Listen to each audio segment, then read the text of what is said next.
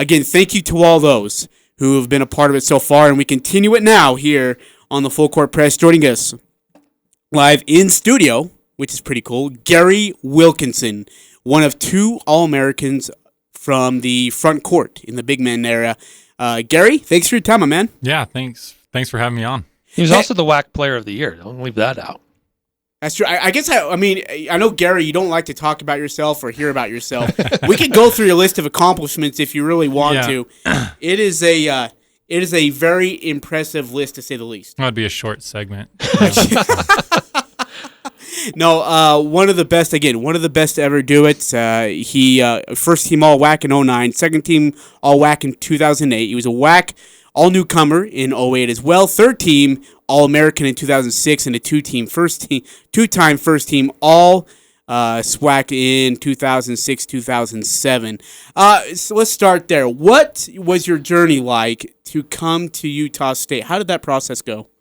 Yeah, we could fill That's a long story in and of itself. Yeah, but basically the Cliff Notes version, dropped out of high school, found my way back onto solid ground. Came home from LDS mission, decided I didn't want to pay for school. I was really tall, so I said, maybe I'll play basketball. Got a scholarship at Salt Lake Community College, and things just went up from there. Got recruited all over the country, and Utah State was the best fit for us, so we came up and decided to be Aggies. Who first recruited you to Utah State? Let's see, it would be Coach Ware. It was kind of a team effort, so I'd hear from Coach V, Coach Verlin, Coach Durier, and Coach Ware just throughout my time at Slick.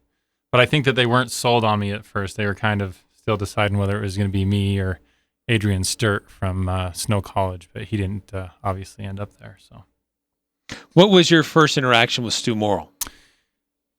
Let's see. I have to think back about that.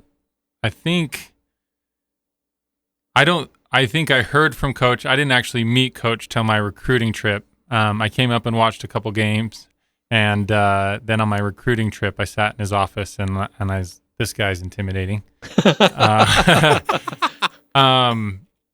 Yeah, he Coach didn't really, he wasn't a salesman. He didn't he left that up to the other coaches. And so when you got in to talk with Coach, you kind of just knew he meant business, and I liked that. I was ready for that. But he was intimidating. I was scared of Coach until years after I was done playing at Utah State. Now I can approach him in a bit different, but he's an intimidating guy. Is he real? I mean, I guess as a coach, I've heard stories how players would be able to kind of sit down and have conversations when they were playing for him that would be non-basketball related. Did you ever have a conversation like that? You don't have to go into deep detail if you don't want to, but did you ever have a conversation like that with him? I tried. When I transferred from Slick, so to answer your question, not really. No. Okay. But there was one conversation.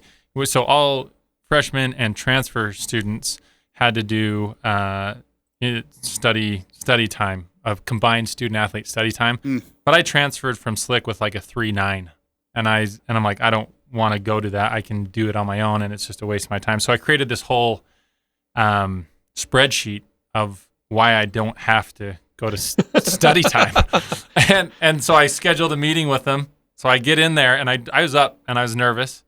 And I go in and I hand him the sheet that I had taken, a good amount of time to prepare. He took 3 seconds look at the title and said, no. So I went to study time. That's awesome. Hey, you were a part of some pretty special teams when you were here. You guys had a great run of success in the Western Athletic Conference. It seemed like there were great battles that were going on at that time. Nevada was a great team. There were some pretty good teams in the conference, but are there games or opponents that stand out the most in your mind when you reflect back on your playing days? Yeah. I think one of Fresno, my senior season, so that'd be 2008, 2009. We played Fresno at Fresno, and we were right on the cusp of breaking top 20, top 25. It was kind of a must-win game for us to kind of define our season, and we we battled hard, and we were up by 3 with like 0.6 seconds left. And then Sylvester Say hit this. I couldn't even hit that shot if I shot it 100 times, and he did it with like 0.6 left from like the free throw line of his side of the court. Yeah, and we battled through that one, and we ended up winning. And then to win the WAC tourney title against Nevada was a huge game. And Coach would always say during the year, like about January or February, I no longer coach this team. It's your team. And you guys are in control and you take responsibility. And I remember in timeouts during that game, like he couldn't even get a word in edgewise because we were talking so much about what needed to happen. We just rolled.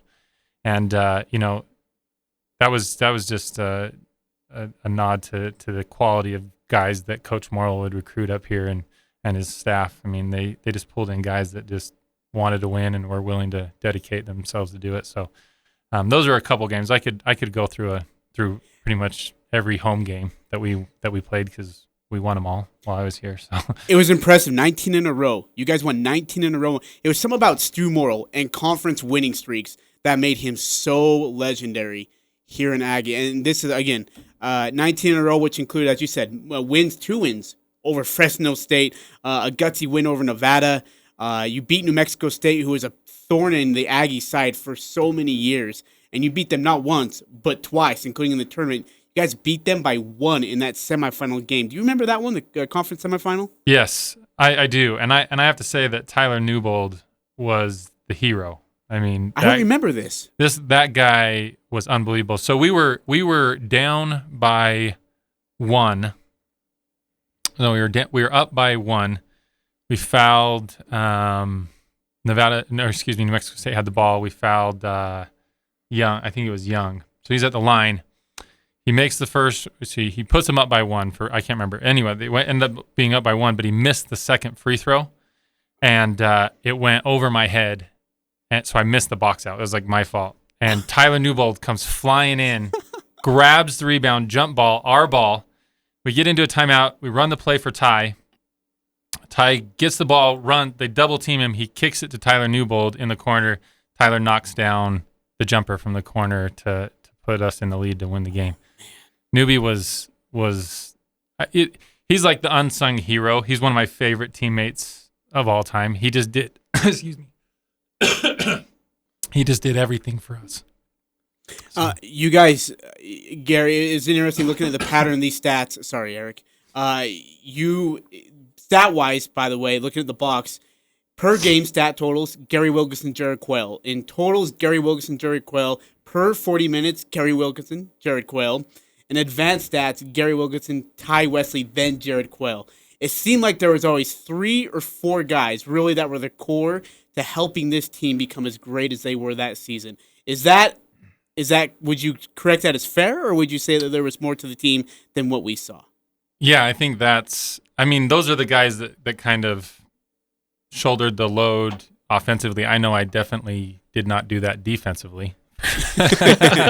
But like I said, Tyler Newbold was a guy that just did everything for us. And so he led the nation in assist to turnover ratio as a 3 my senior year. So, and that stat doesn't really get you much attention, but is quite a representation of your ability to carry a load. So, but obviously Ty was fantastic as a basketball player. He did so much, and then Jared was all over the court. And so, there's so many on that team. And then Pooh stepped up in the WAC tournament, and he guarded Armand Johnson during and he shut him down, which was a huge game plan, and he just did it. He just did a great job. So there were players who stepped up at different times. Matty Formasano knocked in a game winner in Santa Barbara. So it was always a team effort with us. We always kind of found a way to do it as a team. In the end of that 08-09 season, you guys do get an NCAA invite. You end up going just up the road. You have to go far. It's a venue you're familiar with. And you battle Marquette. It was a back and forth game. Describe how that game played out, and just you were so close to breaking through and getting another NCAA win for the team that just eluded and continues to elude Utah State. Yeah, It was a dark day in my life. But we had it. I mean, during the course of the year, when we would work out wins, it would end up being we'd grind out a game, and then with about 4 or 5 minutes left, we'd start to be up 4, 5, 6 points, and then we would just have the character to ride it out. And that's exactly what happened. We were up, I think there was 4 minutes left, we were up by 6, and that's where we wanted to be. They came back, hit a few shots, and we ended up being down by 3 with like 25 seconds left. I got the ball at the top of the key, took a dribble, step back, 3, and it felt so good, but I faded away just a little bit. Shot was short. We lose. And it was brutal. I mean, I Coach Merrill, like, it was tough. We were a team, like, we beat Marquette. We're poised because that conference, the way that the schedule was working out, we had good matchups along the way. And, I don't know. Jared fouled out at the end of the game, which hurt us. Oh, yeah, that's right. And and he was playing spectacularly. I mean, he played really well that game, and that just kind of, I don't think too in depth about that. It still frustrates me. Coach brought up, and I hate to kind of stay on it, but he brought up an interesting scenario where I guess there's a ball that was shot, and if it grazes the rim, if I'm not mistaken, then it goes, I think, right into your hands.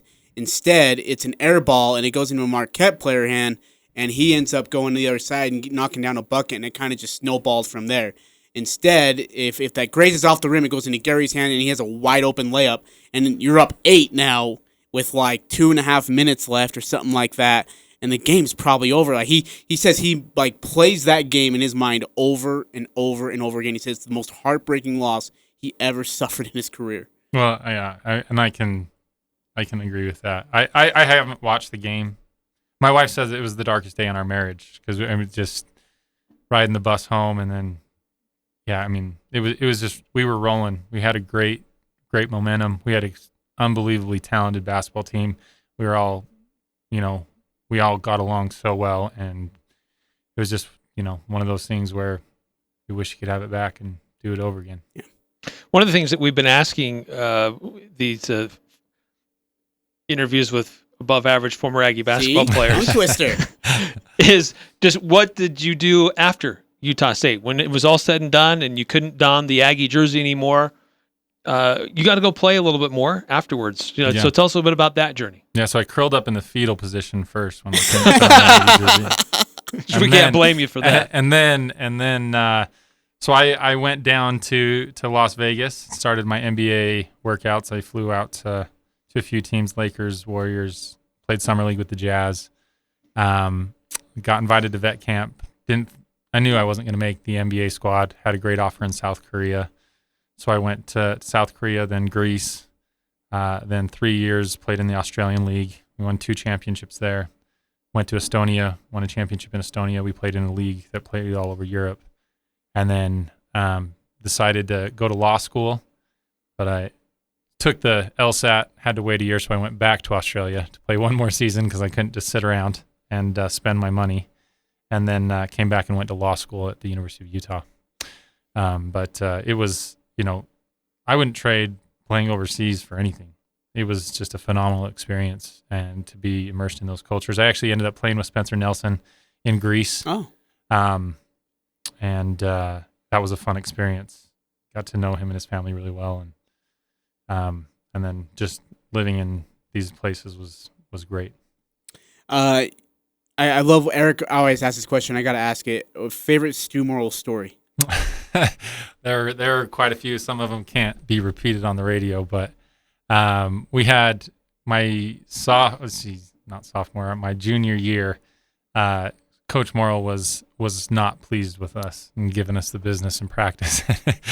And Jaycee is down tying his shoe, listening to Coach Merrill go on. But Coach Merrill is backing up as he's yelling at us, or not yelling at us, firmly explaining things to us. And he didn't see Jaycee, so he tripped backwards over Jaycee onto the ground. And Stu's a big guy. He's a big guy, so he went down hard. And Jaycee's just like, and we were all terrified of what was about to happen.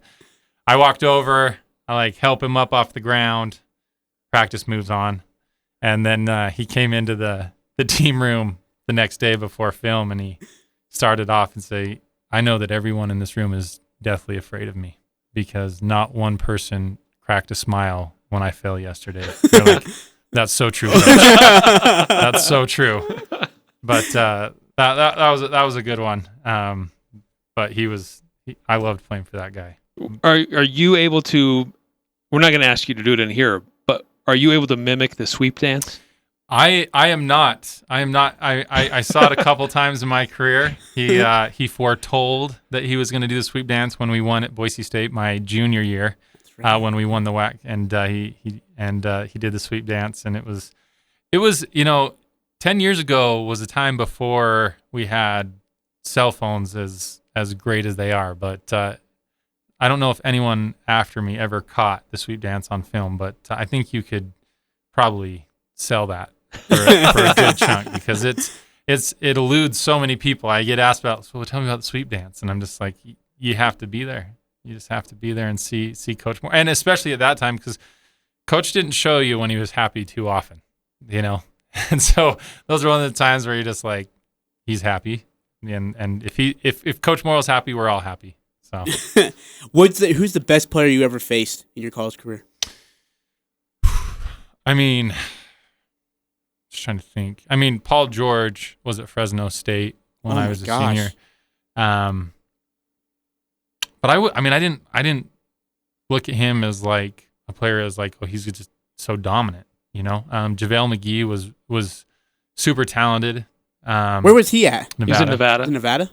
With Armand Johnson and Luke Babbitt.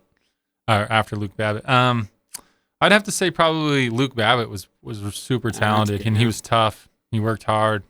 Magnum Roll at La Tech was really good. So those are the guys that I remember battling. Do you still watch Aggie basketball to this day? Do you keep up to date with them, or you kind of separate yourself from No, them? I don't separate myself from them by any means. I have 5 kids at home, but I catch up with it. If I don't go to the game or try to watch the game, I make sure that I catch up on the stats. And Ty and I have a basketball camp up every year that we invite the Aggie players to come and work out with the kids. And Coach Morrill is always good with us to help us have players, and Coach Smith's always been good with us to help us have players. So I try to keep in touch with people up there. So last question for me. Sam Merrill is on pace to maybe break or the 2,000-point barrier mark on Saturday night with the anniversary of Wayne Estes. Sam Merrill, Jaycee Carroll, do you see any similarities, comparisons? I know a lot of people like to compare those two players. What do you see out of Sam from what you saw from Jaycee? Yeah, so Sam is super talented. I think he has his all-around game is something that's really impressive.